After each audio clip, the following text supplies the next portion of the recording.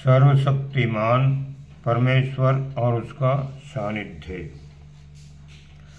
प्रत्येक कर्म का कोई अधिष्ठाता जरूर होता है।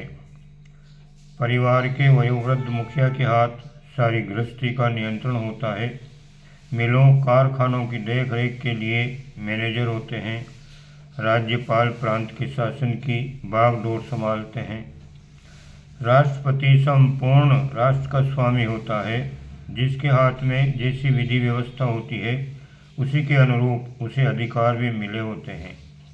अपराधियों की दंड व्यवस्था संपूर्ण प्रजा के पालन पोषण और न्याय के लिए उन्हें उसी अनुपात से वैधानिक या सैद्धांतिक अधिकार प्राप्त होते हैं। अधिकार न दिए जाए तो लोग स्वेच्छाचारिता, छल कपट और निर्दयता का व्यवहार करने लगें। न्याय व्यवस्था के लिए शक्ति और सत्तावान होना उपयोगी ही नहीं, आवश्यक भी है। इतना बड़ा संसार एक निश्चित व्यवस्था पर ठीक ठिकाने चल रहा है। सूरज प्रतिदिन ठीक समय से निकल आता है। चंद्रमा की क्या औकात जो अपनी माहवारी ड्यूटी में रत्ती भर फर्क डाल दे। ऋतुएं अपना समय आते ही आती और लौट जाती हैं। आम को बोर बसंत में ही आता है, टेसू गर्मी में ही फूलते हैं। वर्षा तभी होती है जब समुद्र से मानसून बनता है। सारी प्रकृति संपूर्ण संसार ठीक व्यवस्था से चल रहा है। जो जरा सा इधर उधर हुआ कि उसने मार खाई। अपनी कक्षा से जरा डावाडोल हुए कि एक तारे को दूसरा खा गया। जीवन क्रम में थोड़ी भूल हुई कि रोग शोक बीमारी और अकाल मृत्यु ने झपट्टा मारा। इतने बड़े संसार का नियामक परमात्मा सचमुच बड़ा शक्तिशाली है। सत्तावान न होता तो कौन उसकी बात सुनता। दंड देने में उसने चूक की होती तो अनियमितता, अस्तव्यस्तता और अव्यवस्था ही रही होती। उसकी दृष्टि में कोई भी छुपकर पाप और अत्याचार नहीं कर सकता।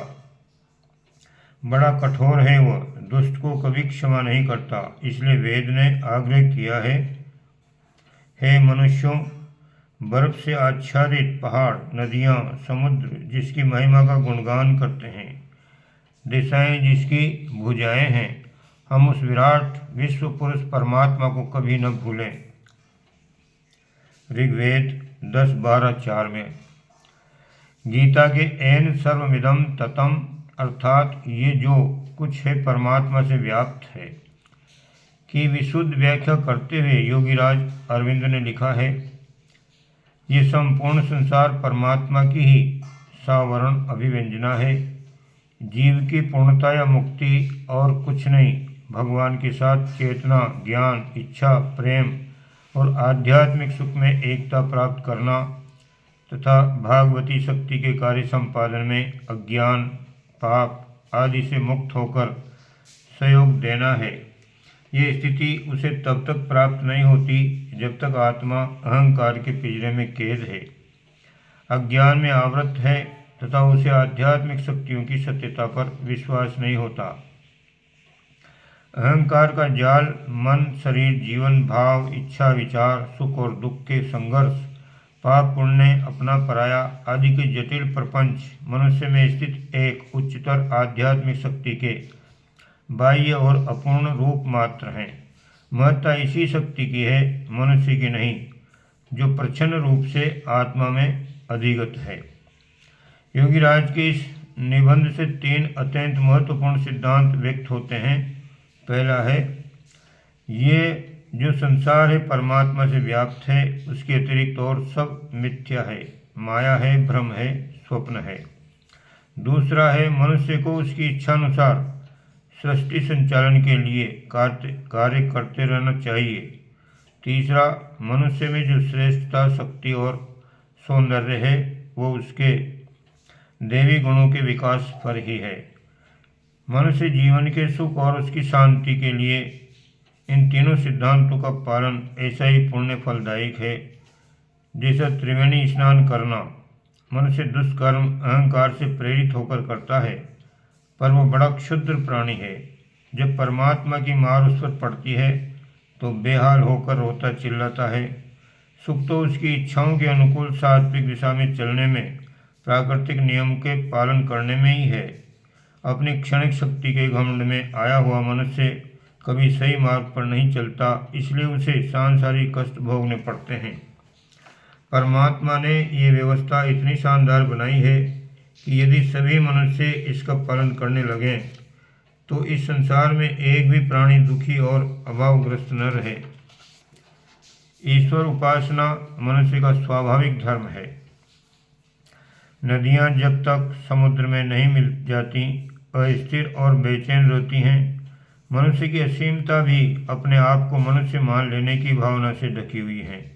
उपासना विकास की प्रक्रिया है। संकुचित को सीमा रहित करना, स्वार्थ को छोड़कर परमार्थ की ओर अग्रसर होना, मैं और मेरा छुड़ाकर हम और हमारे की आदत डालना ही मनुष्य के आत्म तत्व की ओर विकास की परंपरा है।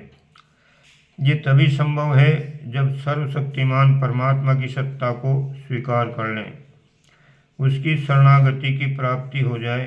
मनुष्य रहते हुए मानवता की सीमा को भेद कर उसे देव स्वरूप में विकसित कर देना ईश्वर की शक्ति का कार्य है। उपासना का अर्थ परमात्मा से उस शक्ति को प्राप्त करना ही है। जानबूझकर या अकारण परमात्मा किसी को भी दंड नहीं देता। प्रकृति की स्वच्छंद प्रगति प्रवृत्ति में ही सबका हित नियंत्रित है। जो इस प्राकृतिक नियम से टकराता है वो बार बार दुख भोगता है और तब तक चैन नहीं पाता जब तक वापस लौटकर फिर वह सही मार्ग पर नहीं चलने लगता है। भगवान भक्त की भावनाओं का फल तो देते हैं, किंतु उसका विधान सभी संसार के लिए एक जैसा ही है। भावनाशील व्यक्ति भी जब तक अपने पाप की सीमाएं नहीं पार कर लेता तब तक अटूट विश्वास दृढ़ निश्चय रखते हुए भी उन्हें प्राप्त नहीं कर पाता। अपने से विमुख प्राणियों को भी वह दुख दंड नहीं देता। दुख दंड देने की शक्ति तो उसके विधान में ही है। मनुष्य का विधान तो देश काल और परिस्थितियों के वश बदलता भी रहता है, किंतु उसका विधान सदैव एक जैसा ही रहता है। भावनाशील व्यक्ति भी उसकी चाहे कितनी ही उपासना करें, सांसारिक कर्तव्यों की अवहेलना कर या देवी विधान का उल्लंघन कर कभी सुखी नहीं रह सकते। जैसा कर्म बीज वैसा ही फल, ये उसका निश्चल विधान है। दूसरों का तिरस्कार करने वाला कई गुना तिरस्कार पाता है। परमार्थ उसी तरह लौटकर असंख्य गुने सुख पैदा कर मनुष्य को तृप्त कर देता है। सुख और दुख, बंधन और मुक्ति मनुष्य के कर्म के अनुसार ही प्राप्त होते हैं। दुष्कर्मों का फल भोगने से मनुष्य बच नहीं सकता। इस विधान में कहीं राय रत्ती भर भी गुंजाइश नहीं है।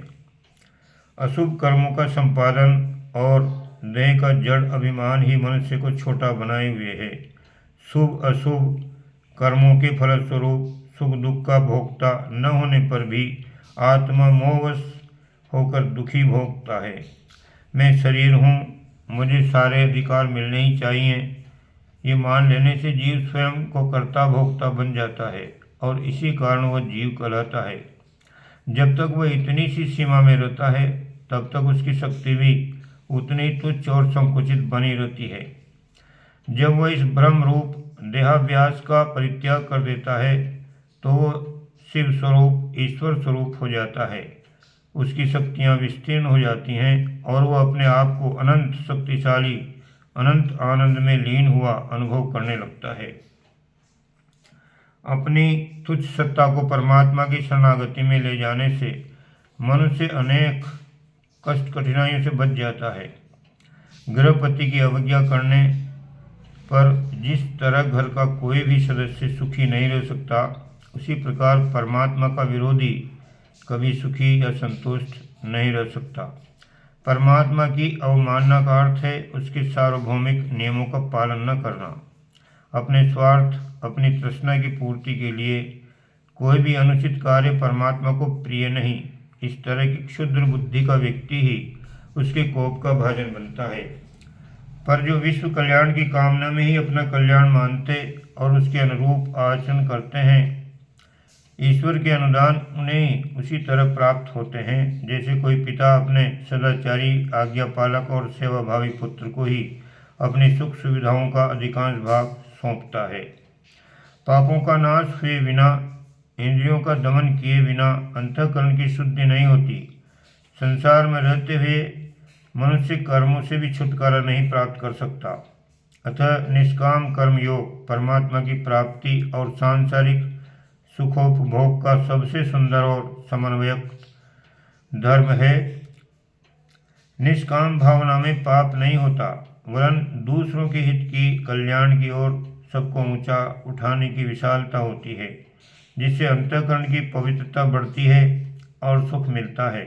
अतएव प्रत्येक को संसार समर का योद्धा बनकर ही जीवन यापन करना चाहिए। वह साहस, वह गंभीरता और वह कार्य करने की भावना मनुष्य ब्रह्म ज्ञान और ब्रह्म सानिध्य में ही प्राप्त कर सकता है।